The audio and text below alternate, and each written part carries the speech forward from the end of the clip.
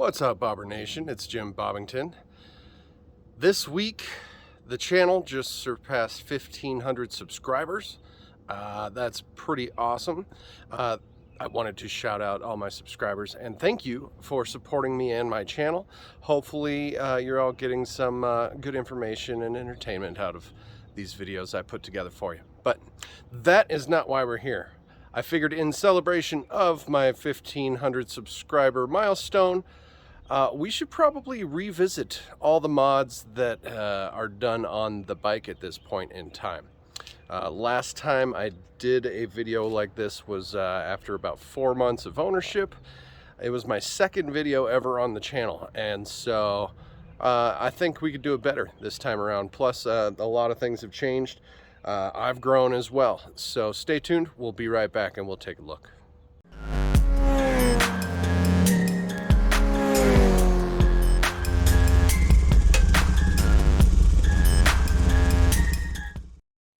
All right, welcome back. So we are in my driveway, just checking out Bobberan, and I think I'll kind of go front to back and describe all the modifications that are remaining on the bike and how we've gotten to this point. So furthest forward are tires. These are the Michelin Commander 3s. I've got a whole video.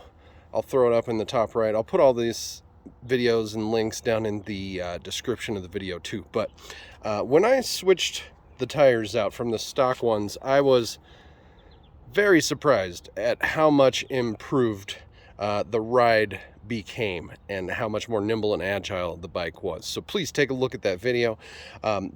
These more street style tread, they just allow you to really throw it around a lot better. And I did a 180 on the rear. Really enjoying this tire setup. Next one, obviously the bike has not been very well cleaned in some time, but Headlight. This is my third Headlight, I believe, mostly for cosmetic purposes. I've just been switching stuff around.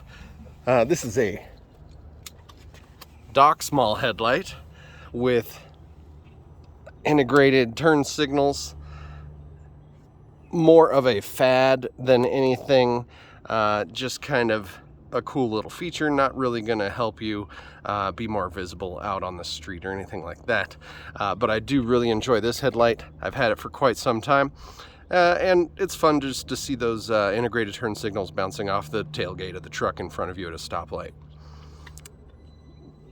While we're here, we've got the Combustion Industries Micron turn signals.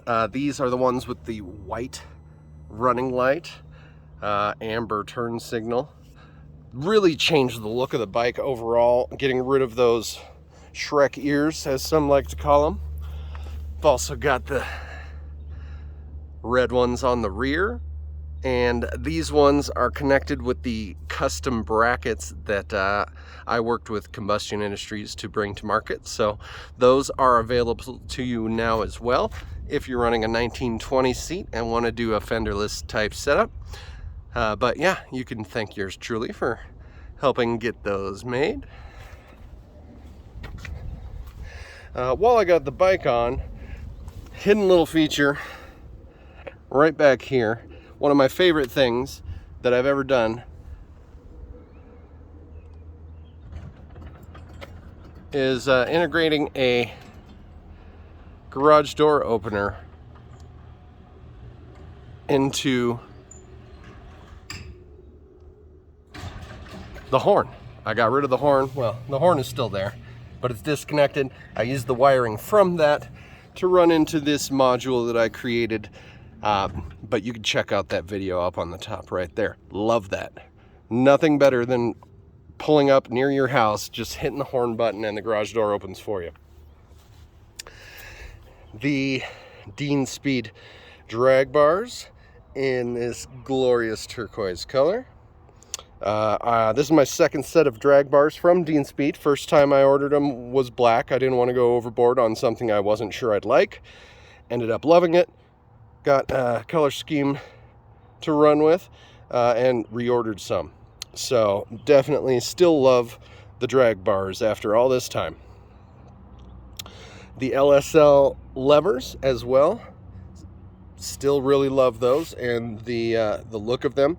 They've got the most options and colors that I've ever seen available. These are the ergonia, so this part can be extended, or this is as short as they'll get, but they can go out quite a bit farther. Do love those. I always suggest the LSL Levers. Here we got the Moto Gadget grips and bar end adapters and Moto Gadget glassless mirrors. These things are so cool. There's no glass on them whatsoever. They're just a polished aluminum. They're thin and light. They don't flop on you when you get going really fast. They are very high quality. Really love those, and they change the overall look of the bike quite a bit, in my opinion.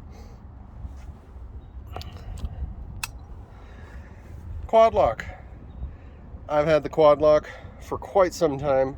There is no better solution to mount your phone on the market. Got the handlebar mount, the extra knuckle, actually I'm not using the extra knuckle right now, I don't think. Just the handlebar mount, the vibration dampener, and the wireless charger. Hands down, fantastic setup. You should never get anything different. We've got the Indian analog tachometer. This is a very polarizing option in the community. So many people hate it. Quite a few people love it. But I've got a whole install video on that as well. Lots of videos. Let's move down here. We've got the Free Spirits 80mm forward controls. So it comes with this mount on the other side, the screw hardware you need, this extended rod here, which comes black and looks so much better than the standard rod. If you go with the Indian extended foot controls, you get a silver rod back. Not nearly as good looking. And these are surprisingly one of my favorite mods of all times as well, along with the Kuryakin Mini Riot footboards. That finish is already wearing off, and I have not had them that long. I also really love these metal shift pegs I got off Amazon. They're a lot thicker, but they look pretty good with these Mini Riots. The custom bolt kit I got to match the handlebars from G&S Custom Imaging, and G&S Custom Imaging stopped making them, handed them over to Route 66 Customs, and then Greg from G&S Imaging just reached out to me this last week because Route 66 is no longer making them either. They're going to shut down business, and unfortunately no one will be able to buy this kit from anybody anymore. So Wally still had a few things in stock. I actually got these handlebar bolts in black ordered up, replacement bolts for the gas cap ordered up, and I'll also be getting black bolts for the shock mounting on both sides. So those are coming. Thanks so much, Greg, for reaching out to me and letting me know about that. But unfortunately, you guys can't get your hands on those anymore. The 1920 seat. Man, I'm still in love with this seat. It's not the most comfortable thing out there, but I would say it's the coolest looking thing out there. And I love it. It's a lot more adaptable to a fenderless rear seat situation. Has a lot more well-built covers made for it and things like that. The Hacker exhaust, still hands down my favorite sounding exhaust of all times. Yes, it kind of ruins your right turn lean angle. As you can see, these bolts underneath get scraped if you try to get aggressive. So always check those bolts. If you do have this, they will loosen up if you grind them up. So moving over here, we've got the Coyote Customs license plate mount. This is a very high quality piece of metal, 100% metal. Comes with all the hardware you need. It mounts to the bottom nut so you can make it more vertical, a little bit more leaned back. As you can see, I have the license plate light connected to nothing, but I've got an RC car battery pack that I can slap under there and hook it up. So just in case I am purposefully going out at night, I could bring that battery pack with me, slap it on there if I need to, and I've got a fully operating running light without needing to figure out how to drag a wire from inside there to out here and worry about it not hitting the belt and things like that. So last but not least is the Fender Delete, where I used the tank machine block off plate, and everything else I had basically, other than the mounts from Combustion Industries.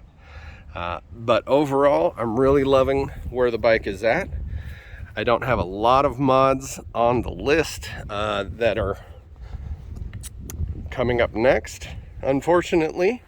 But I mean, what do you do when you get to a point where you're just happy with your build? A lot of people immediately sell their bike, and that's not me. I built it for myself to enjoy. So at this point, I'm just going to ride it. I will be making more videos. I think I'd like to upgrade the forks at some point, more than likely with a cartridge system of some sort. But for right now, this is where she's at. I did forget to mention the Progressive 444 shocks. Still look good, still happy with those. But yeah, I think that's it. Feel free to drop any questions in the comments, anything I missed. Happy to answer all your questions, but this is Bob Moran in a nutshell. I'll throw up a before and after picture so you can see the transformation yourself. But she looks a lot different and a lot better than she did when she came home. All right, well, thank you for watching, everybody. Once again, this is Jim Bobbington reminding you, don't be a skid mark. We'll see you next time.